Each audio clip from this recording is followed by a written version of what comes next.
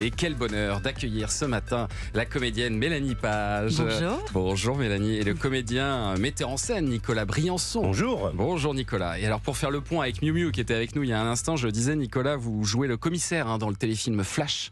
J'allais dire une fois de plus, parce que vous êtes un peu abonné au rôle de commissaire. J'ai une longue carrière de flic. Vous êtes le flic dans Engrenage aussi. Le boss. Mais toujours le boss, ouais. C'est toujours un peu... C'est l'âge. Hein. 61 balais, c'est pour faire le jeune inspecteur qui court. C'est plus. Non, je suis le gars dans les bureaux. C'est le gars qui engueule les autres. Il engueule les flics. C'est ton autorité Ça va pas naturelle, assez ça. vite. Ça va pas Non, assez vite. je dois dire, et c'est le grand mérite de Christophe Douchan, le réalisateur du film Flash, ouais. de Flash, oui, qu'il m'a avec beaucoup de tact et beaucoup de gentillesse, mais dirigé ailleurs que dans ce que j'aurais pu retrouver Oui, un peu naturellement et facilement, vraiment différemment de ce que je faisais dans Engrenage, où je faisais un commissaire Herville qui était un type plutôt qui avait un langage un peu fleuri parfois. Il me l'a fait jouer avec beaucoup plus de tact, de discrétion, de sensibilité, et j'étais très heureux. Enfin, j'étais un peu frustré au début, les premiers jours de tournage, parce que je me disais, et puis, en fait, sur la durée et au résultat, je trouve qu'il a eu raison et que c'est bien. Puis c'est bien quand les réalisateurs vous emmènent un peu dans des endroits différents. Mais alors vous êtes aussi, Nicolas Briançon, un excellent metteur en scène et on pourra le vérifier à partir de ce soir en allant voir donc Mélanie Page au théâtre Le Pic dans un seul en scène intitulé « Ce qui ne nous tue pas ».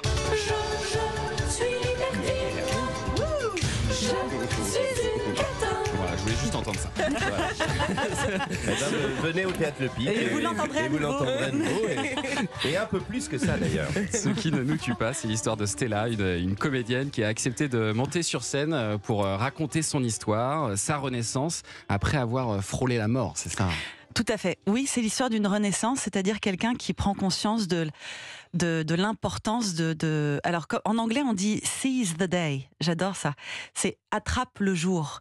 Voilà, de vivre sa vie à fond, de ne pas attendre, parce que combien de temps nous reste-t-il, et d'être soi, enfin, et de faire tout ce dont on a envie et tout ce qui nous rend heureux, en fait. Voilà. De prendre le risque. Prendre le risque, bien sûr. De prendre le risque. Et alors, en fait, Nicolas, vous aviez déjà mis en scène Mélanie Page dans 10 ans après, c'était au Théâtre de Paris, et vous avez dit à Mélanie On Page... s'est tellement mal entendu on s'est dit, allez, on y retourne.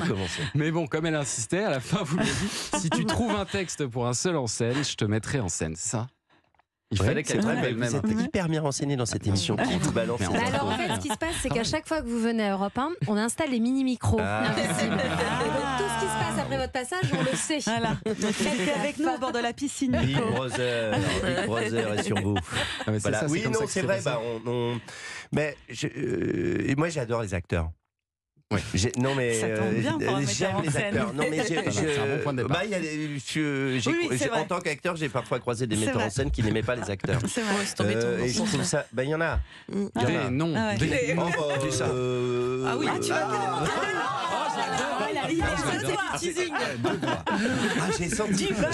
J'ai pris une respiration. J'ai senti que tout le studio avait été respirer. Je suis en ligne avec l'AFP là. Il va balancer. Quel acteur, vous voyez, c'est Peu là. importe, mais ça arrive. Non, j'aime profondément les acteurs et rien ne me touche plus qu'un acteur qui avance, qui grandit. C'est un métier dans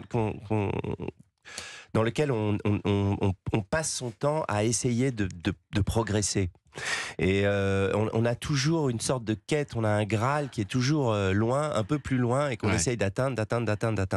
Et ça, moi, je suis passionné par les trajectoires d'acteurs. Je trouve que c'est merveilleux. Et c'est vrai que je trouvais que aborder Je suis trop long ? Oui. Ah oui, pardon. Je vais être très franc, oui.